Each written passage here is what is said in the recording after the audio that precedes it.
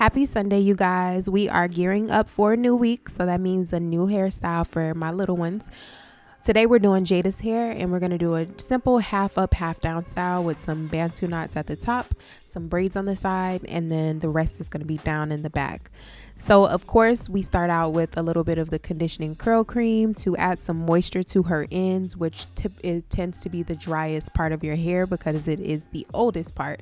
So you always want to focus on the ends, add some moisture, and then brush it out. And that also makes detangling a lot easier and prevents breakage.